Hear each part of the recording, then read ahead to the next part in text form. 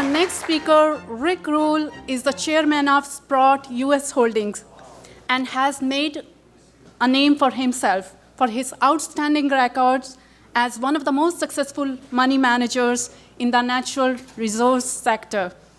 He's passionate about helping young people succeed and guides them on how to grow their wealth.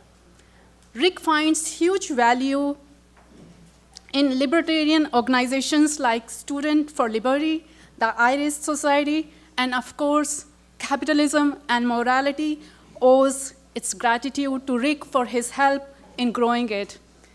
Rick's topic of the day is Kidnapping, the Goddess of Eris. Please join me to welcome Rick Rule to the podium.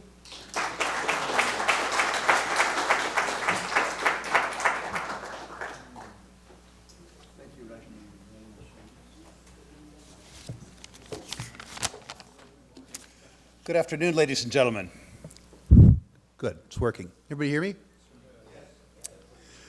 As many of you know, because there's many familiar faces, I'm coming off 4 days of my own conference.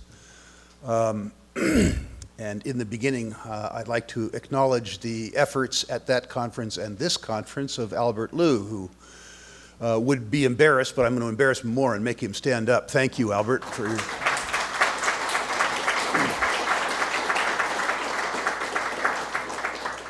Albert would join me in saying that putting on a conference is like herding cats. It's an amazing amount of work, which leads me to say also that you need to give a second round of applause for Jayant and Rajni, who have organized this fine event.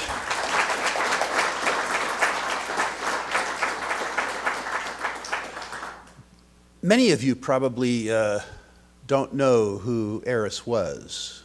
In Greek mythology, she was the Greek goddess of chaos and discord. I'm not going to tell you too much more about her because Doug knows a lot more about her than I do, and I'll probably get something wrong. So later on, Doug can talk about more about who she was and who she represented to him. But in fact, in preparing this speech, I was either a victim or the beneficiary of the goddess, at least the discord part. The speech was about kidnapping the goddess of Eris, because the goddess of Eris was responsible for a series of events that were just about as much fun as I ever had. Eris caused Doug Casey to put on a series of conferences called the Eris Society in Aspen. And the first time I went to the Eris conference, I was thinking a conference organized by Doug. I mean, what a clusterfuck, you know? But it was Doug was a friend of mine. He was an interesting guy. It was in Aspen, so I'd go humor Doug, and then Bonnie and I would go hiking every day. And, everyone would end up the happier.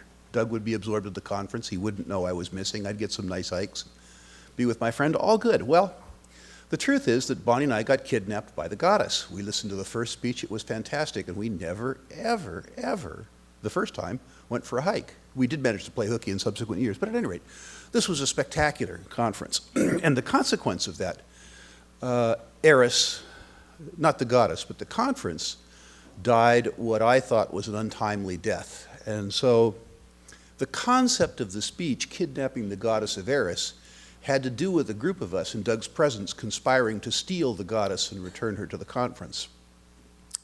But here's where discord stuck. In the course of preparing my speech, unfortunately, I came to disagree with myself. And it's very difficult to give a speech when you disagree with the premise of the speech. Many of you know that I'm in financial services, so I have in fact done it before, reasonably successfully. But it's not a way to start. It isn't a way to start. So I've decided to rename this talk Consorting with Eris, getting along with the goddess, because I recognize now, as I hope to convince you in the speech, that the goddess is with us. And I hope I'm I hope I'm going to do this. The point, I think, of the original Eris Society meetings, as I understood from Doug at the beginning, was to have an informal gathering, a self-governing gathering, where people who didn't know each other but should had the opportunity to mix and mingle and get along. And it was supposed to be, and it was in fact, quite spontaneous. If you weren't invited, you couldn't come. That doesn't mean that people who weren't invited didn't come. It just meant that you were not supposed to come if you weren't invited.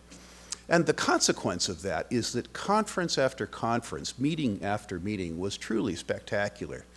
Things like Sonny Barger, the head of the Hells Angels, lecturing the group on social organization.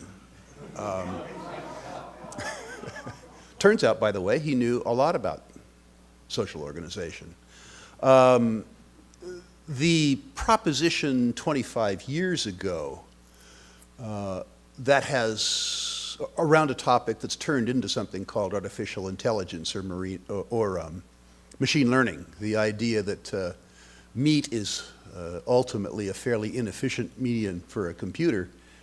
And in fact, this guy maybe took artificial intelligence to its extreme, but the suggestion was over time that the part of you that gave yourself the most amusement, at least as you became older, was your mind.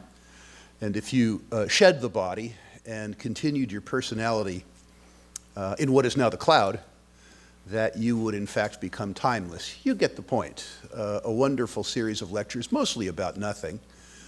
A wonderful set of circumstances, and of course these things are about nothing, were in fact about everything. These conferences over time, in addition to being amusing, introduced me to people who have become lifelong friends and introduced me to ideas that I hadn't thought about, that I've thought about deeply since, and were immensely useful to me. The benefits of Eris, separate and apart from being able to hang out with Doug or be in Aspen, were that I got to meet a couple hundred people who I can honestly say provided me, and I think everybody else there, a lot of benefit and really, really opened my mind. So my idea was, let me digress a little bit. The concept, again, of something organized by Doug, it's a really interesting concept. Doug isn't big on organization, as one might assume if you had a conference named after the goddess of discord. And Eris just slipped away. Just slipped away. And we asked Doug when Eris would be resurrected. And as I recall, his answer was when it would be held outside the United States, and when the person who organized it wasn't American, when it became much younger. So my proposal was, Vancouver's outside the United States. I didn't tell this to Jayant, or he wouldn't let me speak, but Jayant is much younger. Perhaps the group of us could kidnap Goddess, could kidnap the apple and give it to Jayant or Rajni or somebody like that, and Eris could go on.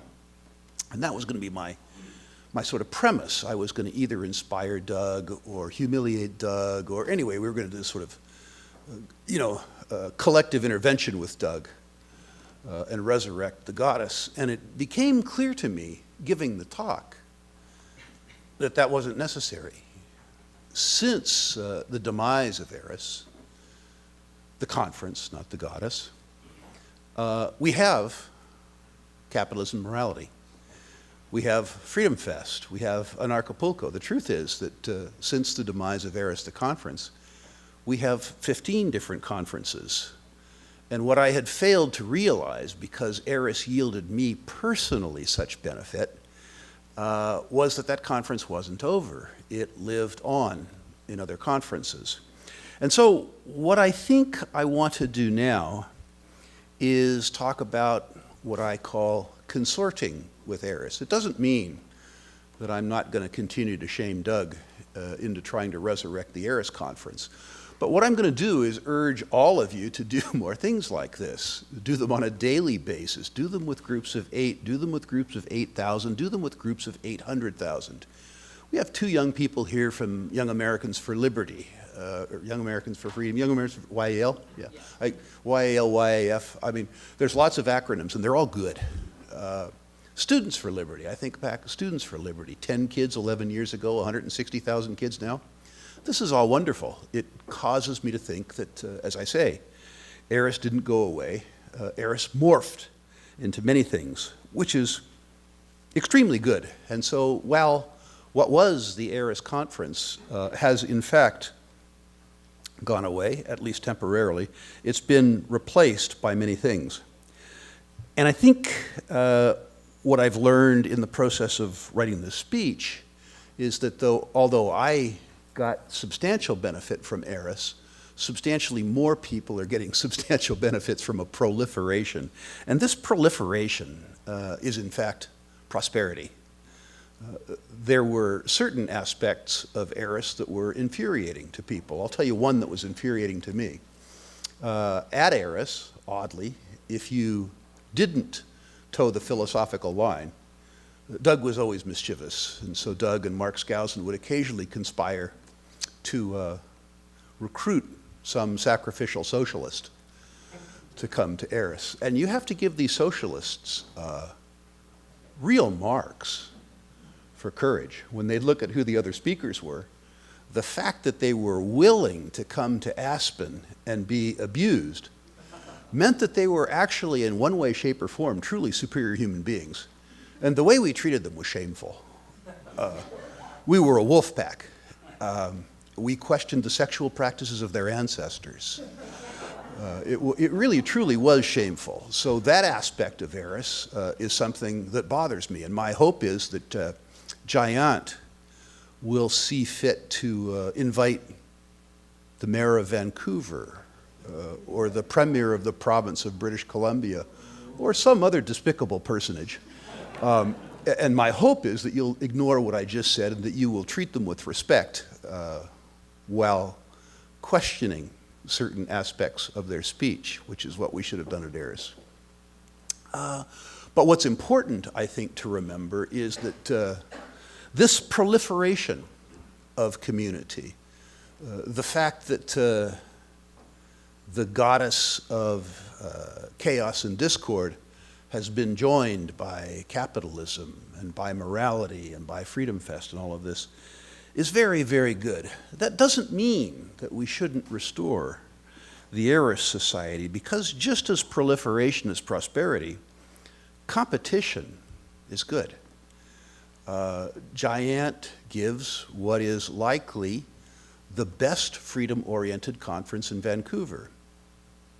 He also gives the worst freedom-oriented conference in Vancouver, and he's just average because he gives the only freedom-oriented conference in Vancouver. And I think it would benefit Vancouver, and I think it would benefit Freedom, and I think it would benefit Giant and Rajni if somebody came along and did something better. That's my own personal belief. That doesn't go, by the way, with financial conferences. I give the best.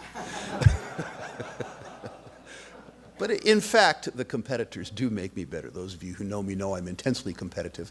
And I know that beneath their kind Indian smiles, both Giant and Rajni are extremely competitive too. We'll do the racial part later today. But I really, as I say, I really have begun to question my own premise.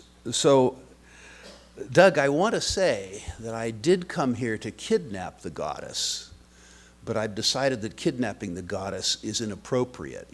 What I hope is that you will look back at what you gave us all and consider giving it to us again, or mentoring somebody who will bring the goddess back. The truth is, as much as I like this conference, as much as I like Freedom Fest, at least if you excuse the neocons, as much as I like these other circumstances, Eris was for me the best.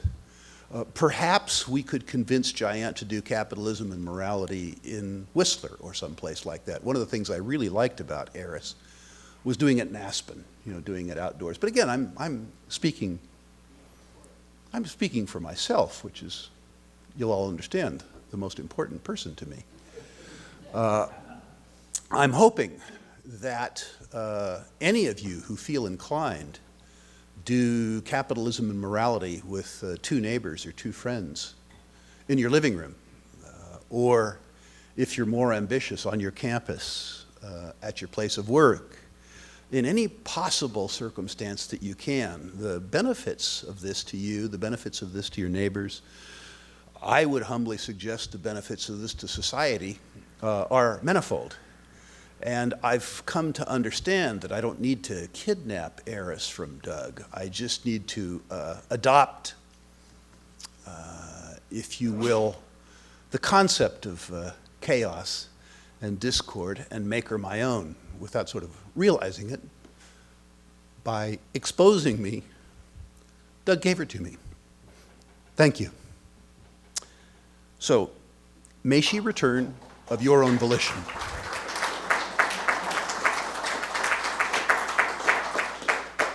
Easily the shortest speech I've ever gave here. I'm not sure what it was about, but if there are any questions about that or any other topic, I'm happy. Otherwise, I'll give time back to the conference.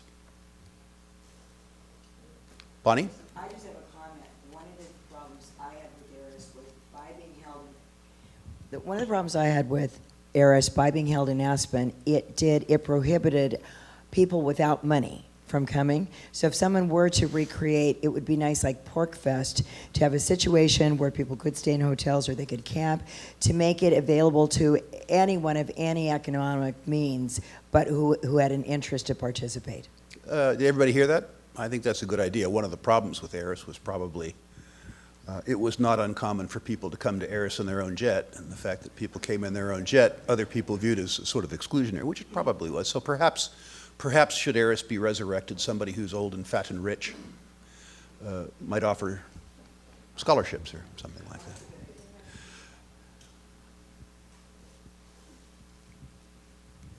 Thank you. I didn't have the chance to go to Eris, unfortunately, but it seems that one of the criteria was inviting people of radically different or polarized opinions. Perhaps Doug or yourself could comment how we could invoke that. Rather than becoming an echo chamber for our own positions, we would actively invite those of discordant values. I think that's a good idea. I think what might be useful right now would be if Jayant gave Doug the microphone, and Doug, first of all, talked about who Eris actually was, rather than my sort of stilted, in particular, her role in actual history. Doug, could you talk about Eris a bit? And also tell us why you chose her to be the icon for this conference. Okay. People don't know actually how the Trojan War started. And it started with a party on Olympus that Zeus gave, and he invited all of the gods and goddesses, except for one, because if he invited Eris, it would undoubtedly cause discord and it wouldn't work out very well. So she hears that there's this party going on and she's not invited. So she commissions Hephaestus, who's the smith of the gods, to make a golden apple. And on this apple is written the Greek word Callisti, which means to the fairest. So she just throws it through the window and waits to see what happens. And of course, the three heavyweight goddesses, the others wouldn't dream of competing with them, all think they deserve it. So those are Athena, the goddess of wisdom, Minerva, it's not Minerva, Venus, the goddess of beauty, and Hera, the goddess of wealth and power. So they ask the gods to determine who should get this apple. Callisti, who's the fairest of us? And of course, the gods aren't stupid, so they say, well, better have an objective arbiter. Why don't we pick the fairest of men to decide the fairest of goddesses? Reasonable. So it's a Trojan prince named Paris who also works part-time as a shepherd. And so, recognizing that he's going to be the judge, each of the goddesses, send a messenger to him to bribe him. This is the way things are done. And Hera says, if you choose me, I will give you the richest and most powerful kingdom on earth. Oh, very interesting. And Athena says, if you choose me, I will make you the wisest man on earth. Well, a little less interesting. Then Venus, or Aphrodite in Greek, goes to him and says, if you choose me, I will give you the most beautiful woman on earth. Turns out that the most beautiful woman on earth is Helen, who's a Trojan princess, and actually she's a Spartan princess, excuse me. So he kidnaps her from Agamemnon, who's the king of Troy, and takes her back to king of Sparta, takes her back to Troy, and that's how she was the face that launched 1,000 ships, because Agamemnon rounded up all the Greeks to capture her back. Anyway, that's the way the story goes with Eris. It's about the only time that she occurs in Greek mythology, but she lived up to her name, even though they tried to preclude her from doing so. The very fact that they tried to keep discord out of the party ensured that it would be worse than it would have been if she had actually been invited. Now you'll notice that I cleverly at the beginning of the speech got you to applause while I was up here twice, and I've gotten Doug to give most of my speech. Doug, if you could tell us now, having talked about who she was, talk about why you chose her as the icon of your conference and what you yourself had hoped to accomplish from that conference. Well, I didn't want to do a libertarian conference per se. It would scare away a lot of people that would otherwise belong there. So I tried to invite people that were well-known and very knowledgeable in different fields. Now, obviously, that would include finance and economics. Okay, that's a big part of life. But also science and technology. And we were pretty successful in bringing in scientists and technologists, a number of them, and people that were outrageous personalities. We got a good number of them.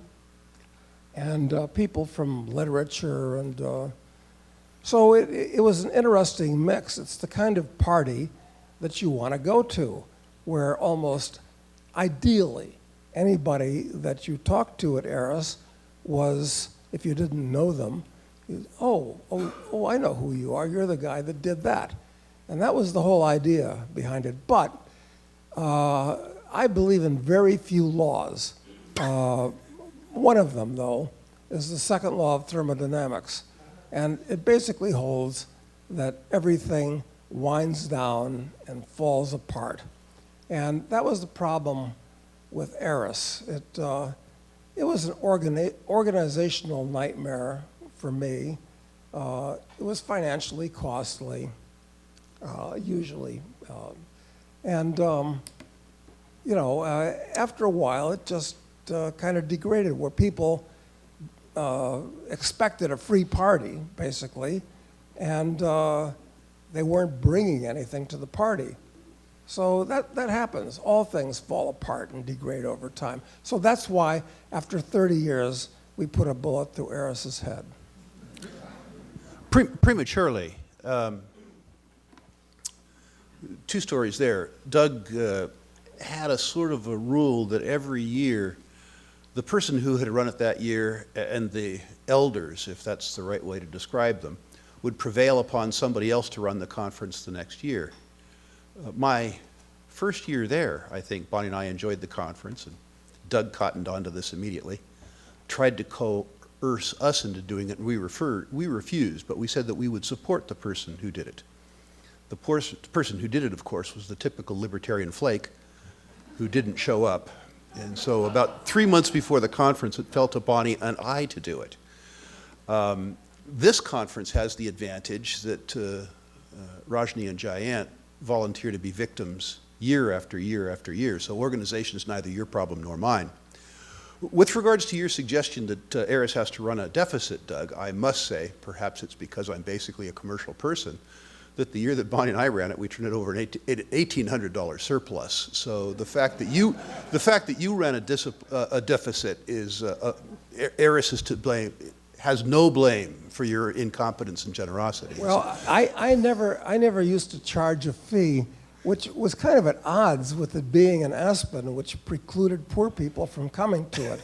So, but I liked it being in Aspen because it kind of kept the riffraff out too. I agree. This isn't supposed to be a private dialogue, so if anybody wants to say anything or ask Doug anything or ask me anything, I'm happy to do that. Otherwise, as I say, I'll surrender time in the interest of the conference. I'm done, I think. Well, somebody ought to pick up the torch, and it is nice the way Eris has had lots of different children, directly and indirectly, and as Chairman Mao once said, let 100 flowers bloom. I think it's great, but none of these conferences are exactly like Eris, because Eris was supposed to be cover all people that were. It wasn't anybody that could pay admission. It was invitation only, which was one thing. And theoretically, and to start with, it was just invitees that had really done something that you'd really want to go out of your way to meet that person. So it'd be nice to have that exact Eris start again, as much as I love her children. That sounds a lot to me like permission. Oh, it is. I mean, I'd love to go to a. I'm a good enough salesman that when somebody says yes to me, I shut up. Ladies and gentlemen, thank you.